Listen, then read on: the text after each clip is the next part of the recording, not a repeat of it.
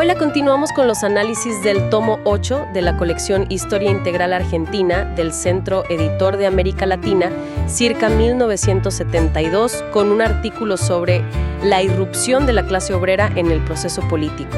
Las fuerzas se definen, de carácter general en el tomo, y otro llamado La acción social del peronismo, por Carlos Russo. Bueno, hoy nos metemos de lleno en un año que es un antes y un después en la historia argentina. 1945. Es un momento de una tensión increíble donde el país parece partirse en dos.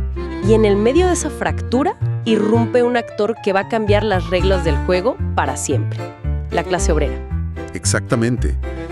La misión de hoy es tratar de entender cómo se llegó a esa polarización tan extrema. Y sobre todo, ¿qué significó realmente el 17 de octubre?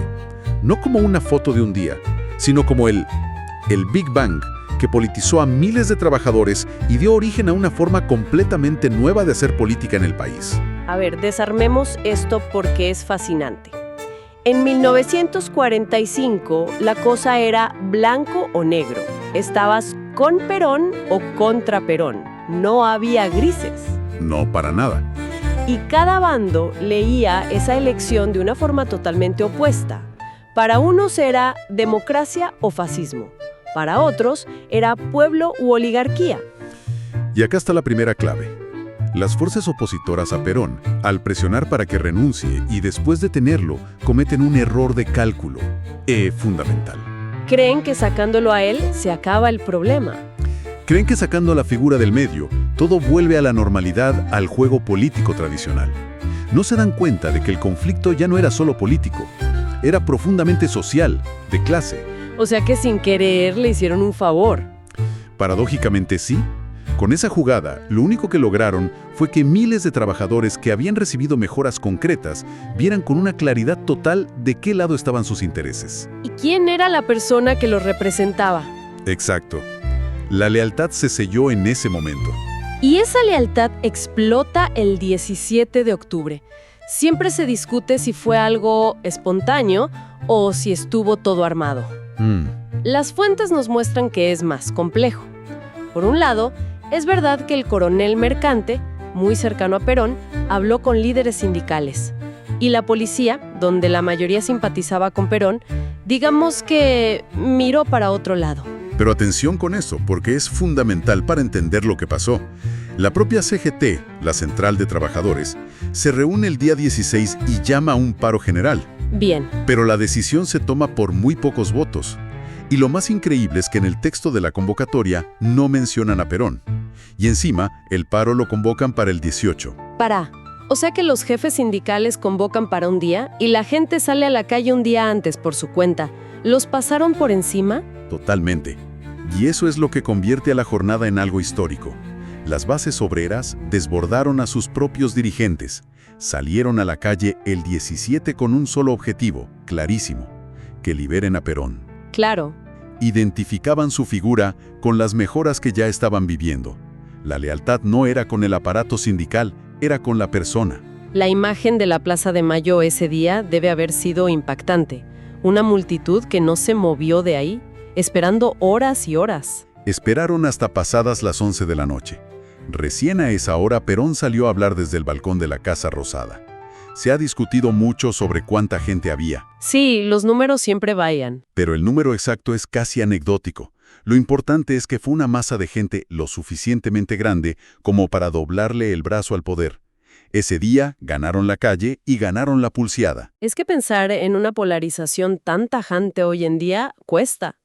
En ese momento, la disyuntiva entre pueblo u oligarquía o democracia o fascismo definía todo. Y esto nos lleva a una pregunta. ¿Se observan en el panorama político actual dicotomías tan marcadas o líneas de enfrentamiento que definen de manera tan binaria a las fuerzas en pugna? Bueno, después de esa demostración de fuerza, la consecuencia es inmediata. Los trabajadores se ganan el derecho a meterse de lleno en la política. Ya no como un grupo de presión. No, para nada. Sino como protagonistas. Y el sindicato se convierte en una herramienta política que rompe todos los moldes. Las elecciones de febrero del 46 son la prueba de fuego de esto. Si miras las dos coaliciones que se enfrentaron, el contraste es brutal. Por un lado, la Unión Democrática, radicales, socialistas, comunistas. Toda la estructura de los partidos tradicionales. Exacto. Toda la maquinaria partidaria clásica. Y del otro lado. Del otro lado, la estructura que apoyaba a Perón era mucho más improvisada. Estaba una parte del radicalismo y el Partido Laborista, que se armó a las apuradas, casi sobre la marcha. Y acá se ve el cambio de época. ¿En qué sentido? No fueron los partidos los que motorizaron la campaña de Perón. ¿Fueron los sindicatos? Directamente. Los gremios se pusieron la campaña al hombro, asumieron un rol político sin caretas y se convirtieron en la columna vertebral del movimiento. Y todo ese enfrentamiento social se sintetizó en un eslogan de campaña que fue una genialidad y que tenía una carga antiimperialista tremenda. Braden o Perón. Una jugada política brillante. Spruitt Braden era el embajador de Estados Unidos, que se metió de una forma muy abierta en la campaña contra Perón, publicando un informe conocido como el Libro Azul. Entonces la elección quedó planteada como una decisión entre un líder nacionalista Y la intervención extranjera. y el resultado de esa elección fue un terremoto político. El historiador Félix Luna da unos números que son impresionantes. Dice que más de 9 de cada 10 diputados que entraron al Congreso eran hombres nuevos, gente que nunca había estado en la política grande. Y el dato más impactante es este. Dentro del bloque peronista que asumió en 1946, había casi 70 diputados obreros. 70. 70. La mayoría dirigentes sindicales. Esto era algo nunca visto en la historia argentina. La clase trabajadora no solo había tomado la plaza, ahora se sentaba en el Congreso. 70 diputados obreros. Es una locura, cambiaron la cara del Congreso de un día para el otro. Y nos hace pensar en la actualidad. La irrupción de la clase obrera en 1945 le otorgó el derecho a intervenir directamente en el proceso político, a tal punto que casi 70 integrantes obreros formaron parte del bloque peronista en la Cámara de Diputados en 1946. La pregunta es, ¿qué tan influyente o visible es la participación directa de la clase trabajadora y sus organizaciones en la definición de la política actual en comparación con esa nueva etapa que se abrió en 1945? Ok, entonces el poder político cambió, pero lo que realmente sostuvo todo esto fue la acción social. Y ya en la campaña se notaba una diferencia de lenguaje abismal. Sí, total. Mientras la Unión Democrática usaba un discurso muy abstracto, hablando de la república, la libertad, Perón iba a lo concreto. Claro, él hablaba de cosas que la gente entendía y necesitaba. Salarios, vivienda, jubilaciones. Usaba un lenguaje directo, muy emocional.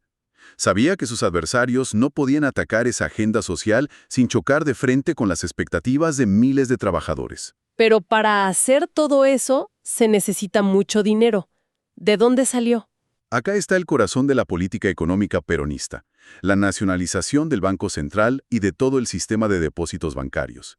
Esto fue un cambio de 180 grados. ¿Qué significó en la práctica? Significó que el Estado pasaba a tener el control total del crédito. Podía decidir a dónde iba el dinero. Fue como tomar el volante del motor financiero del país. Exactamente. En vez de que el crédito fuera a la especulación o a los grandes negocios de siempre, el gobierno pudo dirigir esas sumas siderales, como dice la fuente, a sus prioridades. Y una de las más urgentes era la vivienda. Sin dudas. El censo de 1947 mostró que faltaban 650,000 viviendas en todo el país. Un drama. Y para eso usaron una herramienta que ya existía, el Banco Hipotecario Nacional. Pero lo reformaron. Sí, el banco existía, pero era una herramienta para pocos. Funcionaba con un sistema rígido, la cédula hipotecaria, y los préstamos privados eran impagables, con intereses que llegaban al 20%. Imposible para un trabajador. Imposible pensar en una casa propia. Y acá es donde meten mano. ¿Qué cambiaron? Lo cambiaron todo. El banco hipotecario empezó a prestar dinero directamente, sin intermediarios. Bajaron la tasa de interés a un increíble 2,8% y eliminaron las comisiones. ¿Un 2,8%? Y con el plan Eva Perón, los plazos se extendieron hasta 50 años. 50 años de plazo y un interés del 2,8%. Hoy suena a ciencia ficción. Y las cifras muestran el impacto. Solo en 1947, las solicitudes de crédito para vivienda aumentaron más de un 300% con respecto al año anterior. ¡Wow! Y esto no quedó en papeles. Se construyeron barrios enteros, como el Curapaligue o el San Martín, y se financió gran parte de la reconstrucción de San Juan después del terremoto. La verdad, cuesta imaginar un programa estatal con ese nivel de agresividad y esas condiciones hoy en día. Y nos lleva a una nueva reflexión. Ante la grave falencia en materia de casas-habitación, que en 1947 ascendía a 650,000 unidades, el Banco Hipotecario Nacional ofreció préstamos con un interés rebajado al 2.8% y plazos de 50 años. ¿De qué manera los programas estatales de vivienda contemporáneos se comparan con el alcance, la financiación y las condiciones de accesibilidad de estos planes históricos diseñados para la clase obrera y media? Y si hablamos de acción social, la figura que aparece en primer plano es la de Eva Perón y su fundación. La historia del origen es increíble. Es muy reveladora. Por tradición, la esposa del presidente era la presidenta honoraria de la Sociedad de Beneficencia, una institución manejada por las mujeres de la alta sociedad. Claro. Pero cuando le tocó a Evita, la rechazaron. El argumento fue que era demasiado joven. Una excusa, claramente. Obviamente. Y la respuesta de Eva Perón fue crear su propio organismo, desde cero. La fundación empezó el 8 de junio de 1948 con un depósito de apenas 10,000 pesos. Poquísimo. 7 años después, en 1955, su patrimonio era de 3.500 millones de pesos, una cifra astronómica para la época. ¿Y cómo creció tanto y tan rápido? Se financió con donaciones, pero sobre todo con un aporte obligatorio de los trabajadores. 2 veces al año, el Día del Trabajador y el 17 de octubre, se les descontaba un día de sueldo que iba directamente a la fundación. Y el lema era muy potente. Ayuda social sí, limosna no. ¿Marcaba una diferencia con la caridad tradicional? Totalmente. Es que la escala de lo que hicieron es demencial. No hablamos de un par de donaciones. Construyeron la ciudad infantil, la ciudad estudiantil, el hogar de la empleada. Hogares de ancianos gigantescos, 21 hospitales en todo el país. Era una escala monumental. Y eso era solo la parte de ladrillos. Después estaba la ayuda directa. Repartían millones de cosas, desde muebles y máquinas de coser hasta ropa y juguetes. Crearon una red de proveedurías con precios más bajos. ¿Y los campeonatos infantiles Evita? Que movilizaron a cientos de miles de chicos de todo el país, muchos de los cuales nunca habían salido de su pueblo. Era casi como un estado de bienestar paralelo. Ahora, todo este despliegue monumental fue posible porque la economía del país acompañaba. Sin dudas, las fuentes hablan de un milagro argentino. Los números son muy claros. Si tomamos como base 100 el año 1943, para 1948 el costo de vida había subido a 180. Bien. Pero en ese mismo periodo, el salario promedio había trepado a 267. O sea que los sueldos le ganaron por goleada a la inflación. Exacto. El poder de compra de la gente creció muchísimo, el ahorro en los bancos se triplicó, y a eso hay que sumarle la extensión masiva de las jubilaciones a sectores que nunca habían tenido nada, como los empleados de comercio o los obreros de la industria. Esto nos deja pensando en dos cosas. Primero, la fundación. Era una máquina de asistencia social con recursos casi ilimitados. ¿Cómo se compara ese modelo de ayuda social, sí, limosna no, con las grandes fundaciones o los sistemas de ayuda actuales en cuanto a impacto y escala? Y segundo, el tema del bolsillo. Entre el 43 y el 48, los salarios crecieron mucho más que el costo de vida. ¿La relación actual entre sueldos y precios refleja una mejora similar en el poder adquisitivo o esa ventaja se perdió con el tiempo? Toda esta política social tuvo su coronación legal en la Constitución de 1949, donde se incluyeron los derechos de la ancianidad. Sí, algo totalmente novedoso.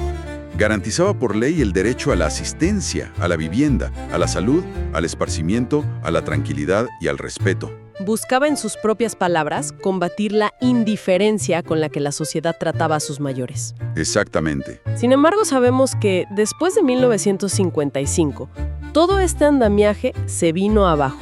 Fue desmantelado sistemáticamente. La propia memoria del Banco Hipotecario de ese año critica con dureza toda la política de créditos anterior. ¿Y sobre la fundación? Bueno, Años después, Ramón Cereijo, que la había administrado, reconoció que su patrimonio de 3.500 millones de pesos nunca fue a parar a las cajas de jubilaciones, como decían sus estatutos, sino que, bueno, tuvo otro destino. La imagen final que describe la fuente es muy fuerte. Es la de los estudiantes tomando el edificio de la fundación y las enormes estatuas de su fachada siendo arrancadas y bajadas con grúas. El autor dice que esas figuras tenían un significado más amplio que el meramente político. Simbolizaban el fin de una era. Y es interesante ver que una de las primeras cosas que se hizo fue desmantelar lo social.